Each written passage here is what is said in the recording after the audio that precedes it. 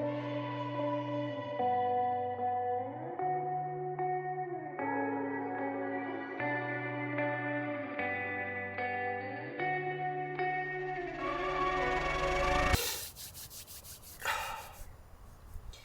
so I did a poll on my Instagram the other day saying that I was going to do a Q&A video.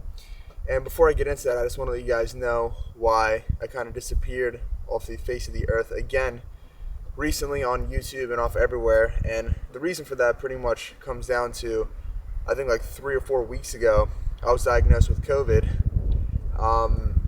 So for like 2 days straight, I had like a terrible fever. I felt super ill, and I thought it was going to be some regular, flu or sickness or illness. It would just kind of go away like that, and then ended up not being the case.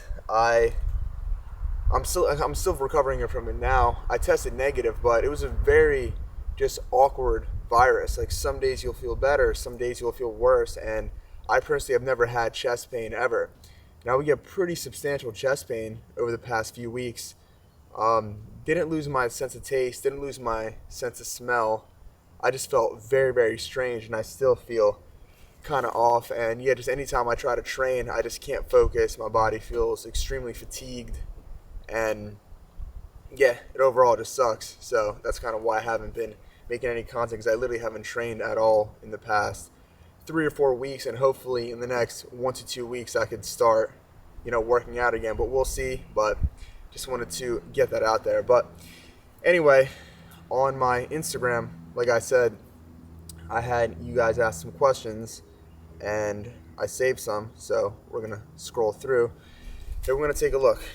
The first question, is creatine good for long-term use?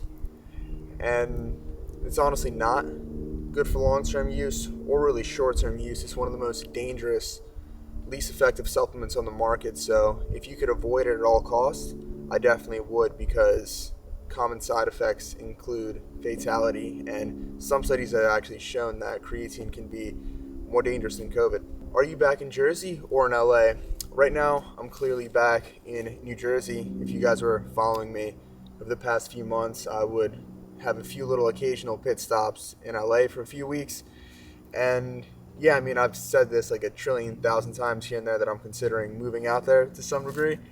And I'm going to do that probably in the next few months. I'm going to head out to LA, get a lease for maybe 6 to 12 months, because a lot of my friends are there. The weather's nice, some things to do there. So that's not 100% solidified, but it's about 99% solidified. So that's the plan for that. What camera do you recommend for a beginner? I get this question a lot from a lot of different people. And honestly, nowadays, if you have like a smartphone that's, higher than an iPhone 5, for the most part, like, you should be good. There's no real reason to get a camera better than that unless you want to for some, high budget-esque reasons. But yeah, I mean, if you want to use your iPhone or your smartphone, that'll be fine. But if you want like a really, really cheap, easy on the go, like a point and shoot, all-in-one-ish type of camera, you can get the Sony ZV-1. What's your views on the body positivity mindset? I guess the idea of body positivity has become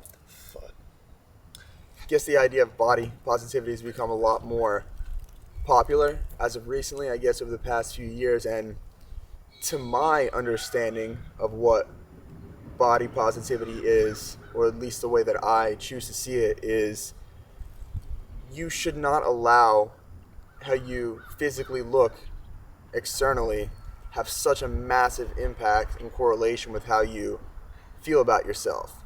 And that applies on both ends of the spectrum, whether you are physically look excellent or you don't look that physically excellent. Like, it shouldn't really impact you so much. But with that being said, I think that all people really, this is just at least my opinion, should be indulging in some form of exercise and fitness to whatever capacity. It doesn't have to be some crazy powerlifting or, bodybuilding, anything like that. It could even be like a brisk walk in the morning, yoga, Pilates. It could literally be anything whatsoever. So, I mean, if you're extremely, extremely out of shape, right, you should obviously still have love and respect for yourself, and you're just as valuable as anyone else. It doesn't make you better or worse than anyone, how you obviously look, but you should, of course, be striving to improve your state of affairs, and not from a vain, superficial standpoint, but from an actual bodily health standpoint. Because when you're indulging in exercise or a form of fitness, that objectively has good effects on the body and the mind. And oftentimes how you look is just a pleasant side effect, aftermath of that. But with that being said, you could be insanely in shape, be super shredded, be a top level fitness model, and you're so caught up with how you look that if you don't look like that all the time, you don't feel like you have like any value. So you could be, the top 0.001% of, all physiques in the world, but, if you're not on that peak, say, photo shoot or competitor Olympia state, like if you, put on some like weight or you're not as muscular, you still look better than the average person. Oftentimes people like that will not be satisfied.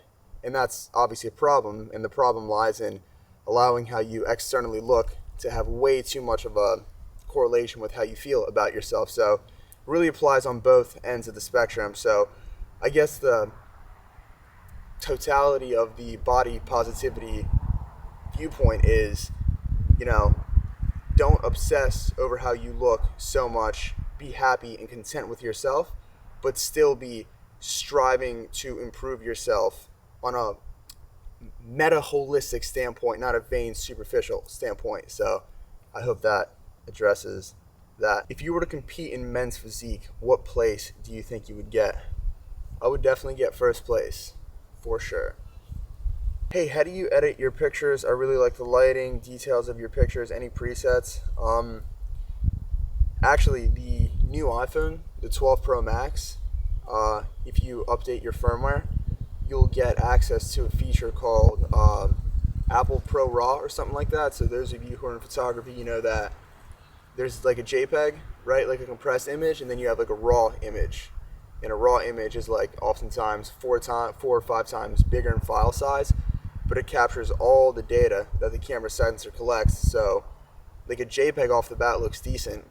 A RAW off the bat looks the same as a JPEG, but when you go into editing, you could obviously push and pull the colors much more and make the image look how you want.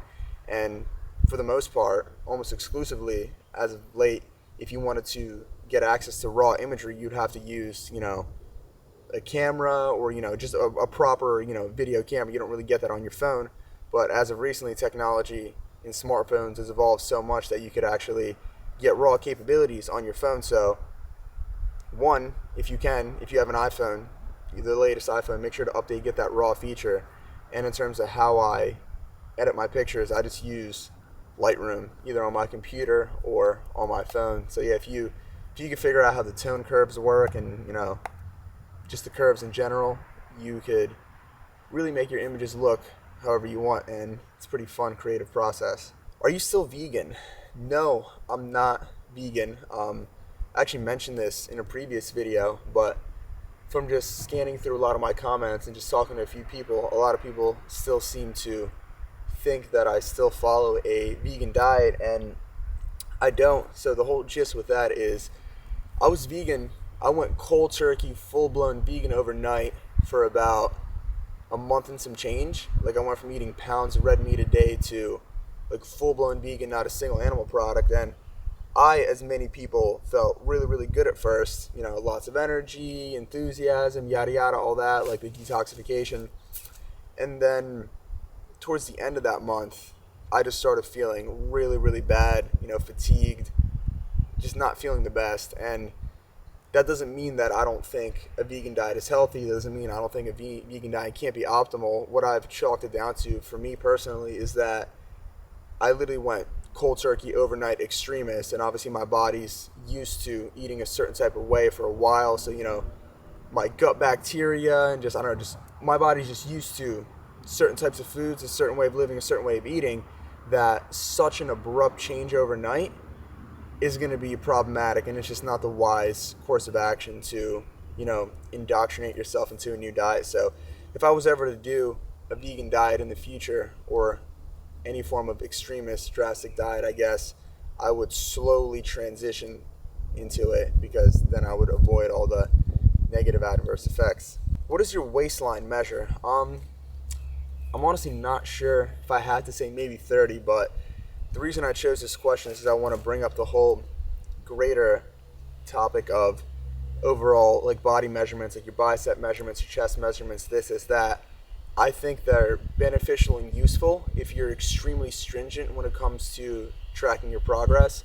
So obviously you measure your arm, it's this much, you could see it, improve over time, that gives you motivation and all the rest. But for me personally, I've never measured myself in that way in any shape or form, really, ever. And my mindset applies the same when it comes to body fat percentages, because the way that I look at it is, the body fat percentage, or just a measurement, it's an abstraction. It's some arbitrary, isolated measurement of you in a given state and time. And doesn't really, it has utility, like I said, when it comes to tracking your progress, but it doesn't mean anything outside of that. Like, for the most part, a lot of people train to, physically look better, right? And the way that you can gauge that is looking into a mirror and just like seeing how you look. So, this is a little small, you want to work on that muscle group, you want to shrink this, you want to this, that. Just go off how you look, right? So I never really understood people like, getting into like petty little fights or arguments over what this body part measures compared to like this person and stuff. It's all like, it's not real. I kind of have like a simplistic view of it. Like, it just comes down to how you look. Do you want to look that way? Are you satisfied with it? Are you not? And just, I don't know, just a real basic, primitive, yeah. What is the best home gym setup list from Rogue or whatever you have in your garage? So I'm going to depersonalize this from Rogue, and I'm just going to address like what do I think would be a good home gym setup in general.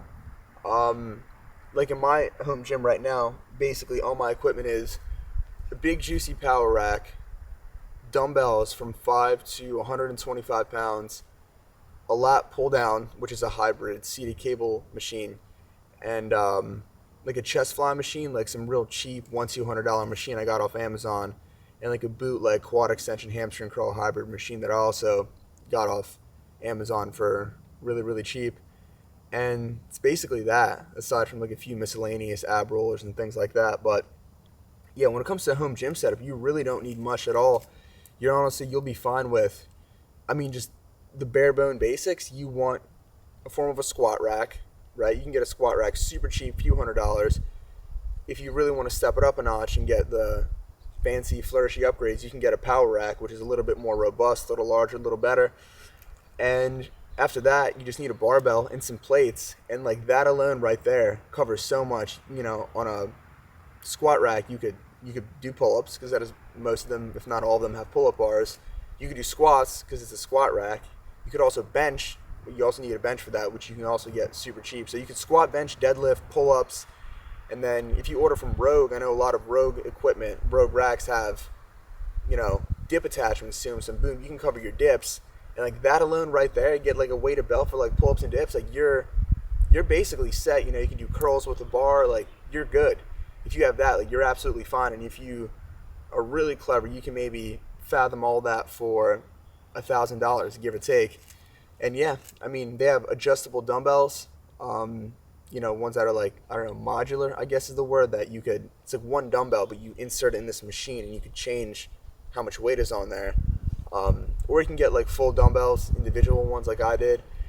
And yeah, that's really all you need. And I think Rogue is a really good place to get your equipment from. Like, I'm not affiliated or work with Rogue in any capacity, but they do have really good stuff. So yeah, a power rack, you should be set. Tips for mentally dealing with injuries. So yeah, I definitely have quite a bit of experience with this. Unfortunately, I've been injured on and off nonstop, and I could even look at my COVID aftermath situation right now as still a form of injury that I'm recovering from, because it's completely inhibiting, or virtually completely inhibiting my ability to train.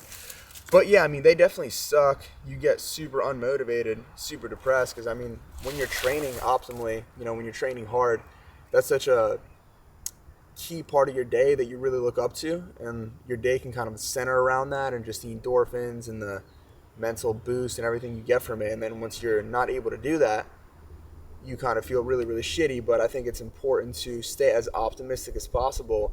And then in that time when you can't really train, I would use it to do a lot of like thinking and introspection, and maybe reverse engineer and figure out how exactly you got this injury. Like, what are some factors that led up to making it more likely that you would get it, and then figuring out how to not do that in the future, and also figuring out how to accelerate your recovery of your injury, and also how to prevent it from happening in the future via physical therapy exercises, maybe finding someone to see that could like work on you, and maybe also just developing other parts of yourself, just other hobbies that you're doing, maybe things that you've been putting on the back burner.